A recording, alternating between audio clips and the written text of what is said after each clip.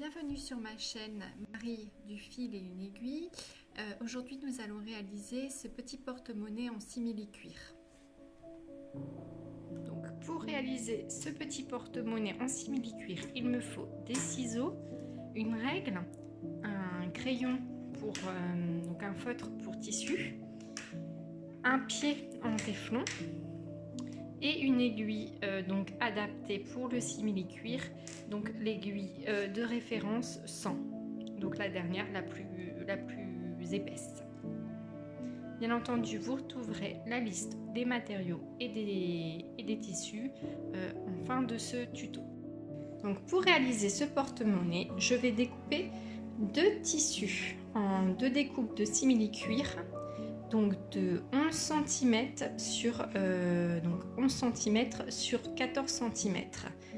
Donc deux simili-cuir de 11 sur 14 et donc deux tissus doublure de la même dimension, donc 11 sur 14 avec donc une fermeture de 15 cm. Donc moi je n'ai pas de 15 cm, donc je vais prendre une fermeture de 20 cm que je vais découper ensuite. Vous allez voir, c'est pas très grave si elle est un peu plus grande. Et donc pour le fil, je vais prendre deux bobines de fil, une pour le simili-cuir et une pour la doublure.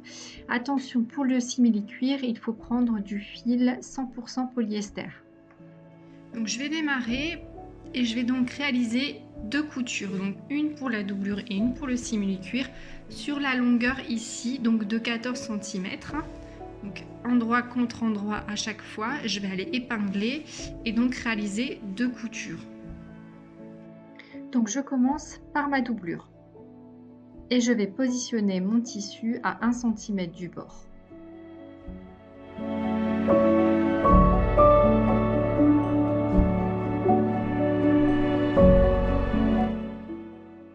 Et donc ensuite par mon simili-cuir.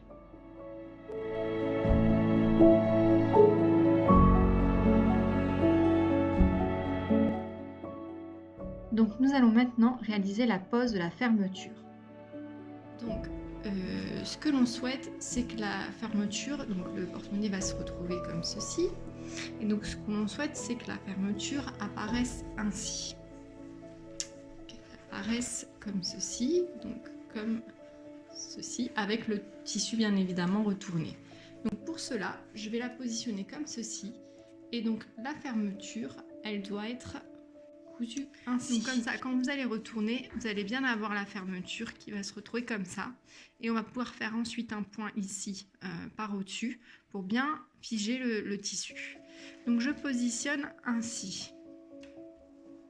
Et donc ici on va réaliser. Et on va aussi positionner directement la doublure, donc endroit contre endroit, pour qu'on puisse avoir du coup le même aperçu de l'autre côté. Donc ici on est bien endroit contre endroit, donc là on a l'endroit et on a l'endroit de ma doublure, et au milieu de ce côté là on positionne la fermeture éclair et on va réaliser du coup une couture ici.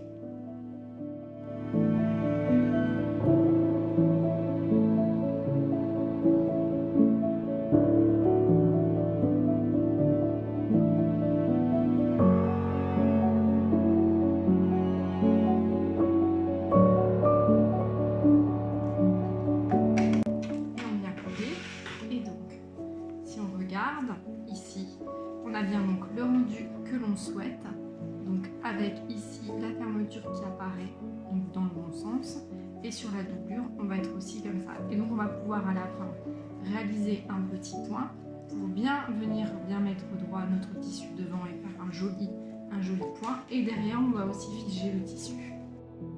Donc ici on va faire la même chose pour l'autre côté, donc on va bien positionner l'endroit ici de mon simili-cuir, et donc il faut bien positionner endroit contre endroit, donc on va aller positionner l'endroit de ma doublure pour ici emprisonner la fermeture dans le même sens que l'autre. Donc on est bien ici sur l'endroit du simili-cuir, on va se retrouver avec la fermeture de ce côté là, donc on va les positionner dessus comme ceci, et on va aller repositionner la doublure sur l'endroit de mon simili-cuir. Ainsi on aura notre porte-monnaie qui sera bien positionné par rapport à la fermeture. Donc il faut bien ici épingler pour éviter que le tissu bouge quand vous allez faire votre couture.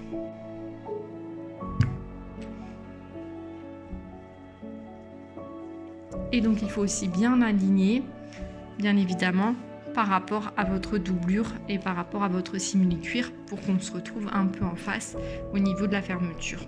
Comme j'ai une fermeture un peu plus grande, il faut vraiment faire attention à ceci. Donc ici, je suis bien alignée, ici, je suis bien alignée, et par rapport à mon simili-cuir également.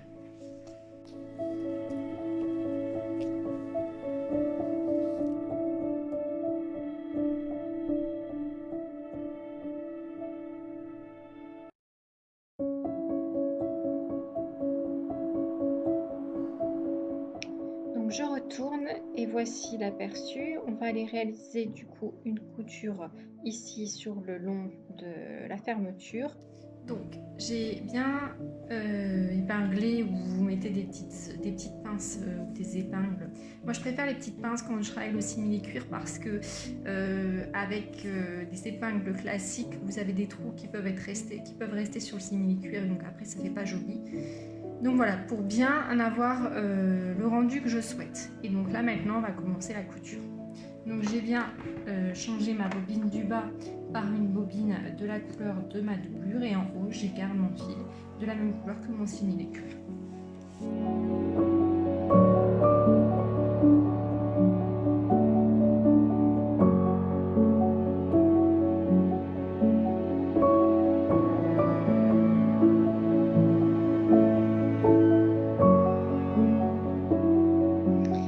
Donc il faut bien positionner son tissu avec sa fermeture pour commencer la couture.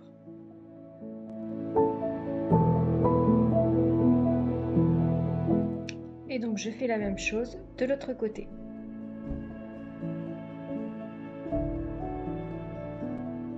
Donc les coutures de la fermeture sont terminées. On va couper les fils et passer à l'étape suivante.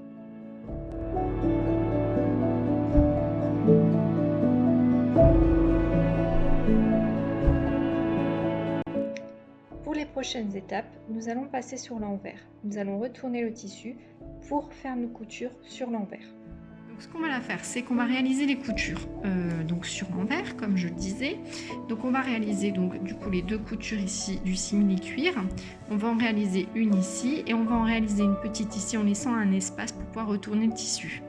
Ensuite, comme on veut donner un effet un peu bourse à notre porte-monnaie, on va aller ici, au lieu de couper les coins, on va aller directement faire une couture du coup sur les coins pour pouvoir avoir un effet coin.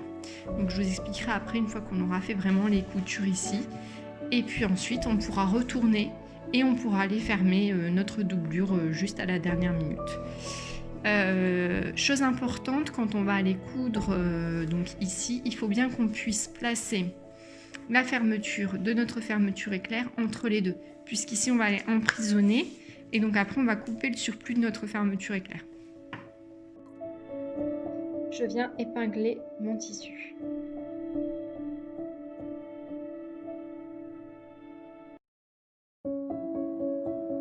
Je me positionne à 1 cm du bord et je réalise mes coutures.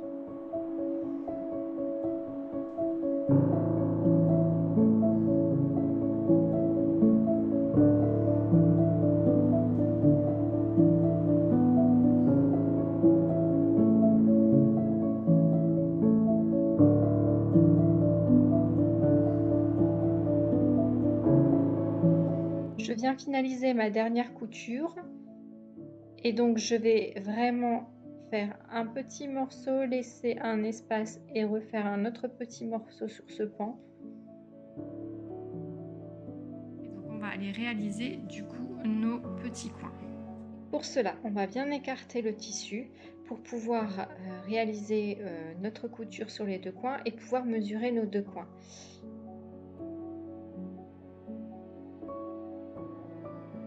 On va aller mesurer ici du coup 2 cm et on va aller faire un trait et on va coudre ici de chaque côté Et on va faire la même chose pour la doublure. Nous allons donc mesurer 2 cm de chaque côté. Donc on va prendre une règle pour mesurer 2 cm de chaque côté pour avoir notre effet bourse. Ça sera largement suffisant. N'hésitez pas à positionner des petites épingles sur le tissu pour bien le figer.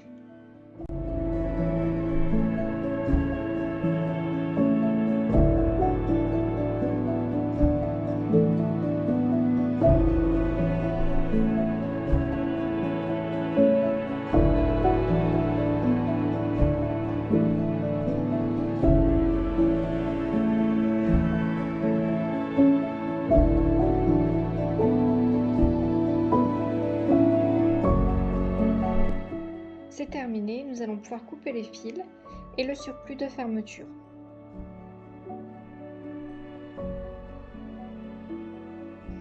Nous allons ensuite retourner le tissu.